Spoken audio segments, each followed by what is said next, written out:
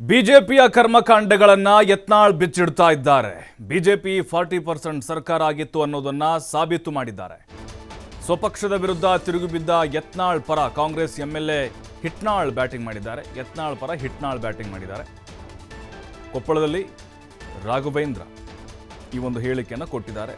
ಇದೊಂದು ರೀತಿ ಅಸ್ತ್ರ, ಕಾಂಗ್ರೆಸ್ಗೆ ಅಸ್ತ್ರ ಸಿಕ್ಕಂಗೆ ಆಗ್ಬಿಡುತ್ತೆ. ಈಗ ಯತ್ನಾಳ್ ಅವರೇ ಒಂದು ದೊಡ್ಡ ಬ್ರಹ್ಮಾಸ್ತ್ರ ಕಾಂಗ್ರೆಸ್ನವ್ರಿಗೆ. ಬೇರೆ ಯಾರ ಮುಖಾಂತರವೂ ಆರೋಪಗಳನ್ನು ಮಾಡೋದು ಬೇಡ, ಯತ್ನಾಳ್ ಒಬ್ಬರೇ ಸಾಕು.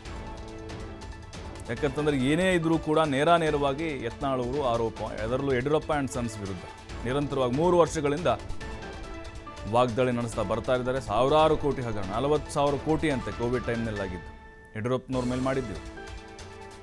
ಹಿಂದಿನ ಸರ್ಕಾರದ ಕರ್ಮಕಾಂಡ ಬಿಚ್ಚಿಟ್ಟಿದ್ದಕ್ಕೆ ಅಭಿನಂದನೆಗಳನ್ನು ನಾನು ತಿಳಿಸ್ತಾ ಇದ್ದೀನಿ. ಈ ಬಗ್ಗೆ ತನಿಖೆ ಮಾಡಲೇಬೇಕು, ಬಿಜೆಪಿಯಿಂದ ಹಣ ವಸೂಲಿ ಮಾಡಲೇಬೇಕು. ಬಿಜೆಪಿಯವರಲ್ಲಿ ಶಾಸಕರನ್ನ ಖರೀದಿ ಮಾಡೋ ಸಂಸ್ಕೃತಿ ಇದೆ, ಇವರಿಗೆ ಜನ ತಕ್ಕ ಪಾಠ ಕಲಿಸ್ತಾರೆ ಅಂತ ರಾಘವೇಂದ್ರ ಹಿಟ್ನಾಳ್ ಈಗ ಬಿಜೆಪಿಯ ಎಂಎಲ್ಎ ಯತ್ನಾಳ್ ಪರವಾಗಿ ಬ್ಯಾಟ್ ಮಾಡಿದ್ದಾರೆ. ನೋಡಿ, ಇಲ್ಲಿ ಕಾಂಗ್ರೆಸ್ನ ಬಹುತೇಕ ನಾಯಕರು ಕೂಡ ಕೆದಕ್ತಾ ಇದ್ದಾರೆ. 40,000 ಕೋಟಿ ಹಗರಣ ಅಂತಂದ್ರೆ ಏನು ಸುಮ್ಮನೆನಾ? ಇದು 100 ಕೋಟಿ ಹಗರಣ, 1000 ಕೋಟಿ ಹಗರಣ ಅಲ್ಲ, 40,000 ಕೋಟಿ ಹಗರಣ ಅಂತೆ. ಅದು ಸ್ವಪಕ್ಷದವರೇ ಈಗ ಆರೋಪ ಮಾಡಿದ್ದು, ಬೇರೆ ಹಾದಿ ಬೀದಿಲಿ ಹೋಗೋರಲ್ಲ ಅಥವಾ ವಿರೋಧ ಪಕ್ಷದವರು ಮಾಡಿದ್ದಲ್ಲ. ಅವರ ಪಕ್ಷದ ಒಬ್ಬ ಹಿರಿಯ ಮಾಜಿ ಕೇಂದ್ರ ಸಚಿವರು ಮಾಡಿದ್ದು. ಹಾಗಾಗಿ ಇದು ತನಿಖೆ ಆಗಲೇಬೇಕು ಅಂತ ಕಾಂಗ್ರೆಸ್ನವರು ಪಟ್ಟು ಹಿಡಿತಾ ಇದ್ದಾರೆ. ಕರ್ಮಕಾಂಡ 40% ಕಮಿಷನ್ ಆರೋಪ ನಿಮ್ಮ ಮೇಲಿತ್ತು, ನಿಮ್ಮ ಸರ್ಕಾರದ ಮೇಲಿತ್ತು. ಆಪರೇಷನ್ ಕಮಲ ಮಾಡುವಂಥ ಸಂಸ್ಕೃತಿ ಇದೆ ಅವರಿಗೆ. ಕುದುರೆ ವ್ಯಾಪಾರ ಹೇಗೆ ಮಾಡಿದ್ರಿ ಇವರು? ಅದೆಲ್ಲದಕ್ಕೂ ಹಣ ಇಲ್ಲಿಂದ ಹೋಗ್ತಾ ಇತ್ತು. ಹಾಗಾದರೆ ನೋಡಿ, ಸಾಕಷ್ಟು ಜನ ಒತ್ತಾಯವನ್ನು ಮಾಡ್ತಾ ಇದ್ದಾರೆ ಯತ್ನಾಳ್ ಅವರ ವಿಚಾರಕ್ಕೆ ಸಂಬಂಧಪಟ್ಟಂತೆ. ಬಟ್ ಈಗ ಕಾಂಗ್ರೆಸ್ ಎಂಎಲ್ಎ ರಾಘವೇಂದ್ರ ಹಿಟ್ನಾಳ್ ಅವರ ಹೇಳಿಕೆಗೆ ಸಂಬಂಧಪಟ್ಟಂತೆ ಅವರ ಪರ ಬ್ಯಾಟ್ ಮಾಡಿದ್ದಾರೆ. ಕೆಲವೊಬ್ಬರು ತನಿಖೆ ಆಗಬೇಕು ಅಂತ ಒತ್ತಾಯ ಮಾಡಿದ್ದಾರೆ. ಯತ್ನಾಳ್ ಅವರೇ, ನಿಮ್ಮ ಜೊತೆಗೆ ಸರ್ಕಾರ, ಇಡೀ ಸರ್ಕಾರವೇ ಇದೆ, ತನಿಖೆ ಮಾಡಲಿಕ್ಕೆ ನೀವೊಂದು ದೂರು ಕೊಡಿ ಅಂಥೇಳಿ.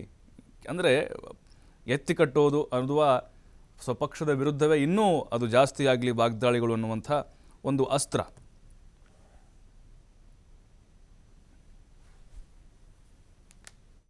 ಈಗಾಗಲೇ ಬಸವರಾಜ ಪಾಟೀಲ್ ಯತ್ನಾಳ್ ಅವರು ಹಿಂದಿನ ಸರ್ಕಾರದ ಕರ್ಮಕಾಂಡವನ್ನು ಬಿಚ್ಚಿಡ್ತಕ್ಕಂಥ ಕೆಲಸ ಮಾಡ್ತಾ ಇದ್ದಾರೆ. ಯತ್ನಾಳ್ ಅವರು ಭಾಳ ನೇರವಾದಂಥ ವ್ಯಕ್ತಿ.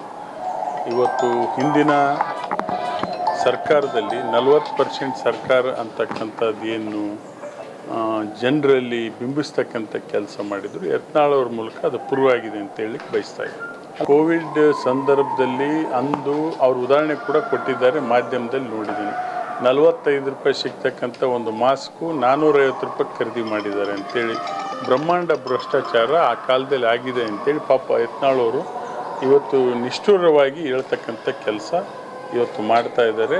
ಅವರು ಹಿಂದಿನ ಸರ್ಕಾರದ ಕರ್ಮಕಾಂಡವನ್ನು ಬಿಚ್ಚಿಟ್ಟಿದ್ದಕ್ಕೆ ಅವರಿಗೆ ಅಭಿನಂದನೆ ಕೂಡ ಸಲ್ಲಿಸ್ಲಿಕ್ಕೆ ಬಯಸ್ತಾರೆ. ಈಗಾಗಲೇ ಬಸವರಾಜ ಪಾಟೀಲ್ ಯತ್ನಾಳ್ ಅವರು ಹಿಂದಿನ ಸರ್ಕಾರದ ಕರ್ಮಕಾಂಡವನ್ನು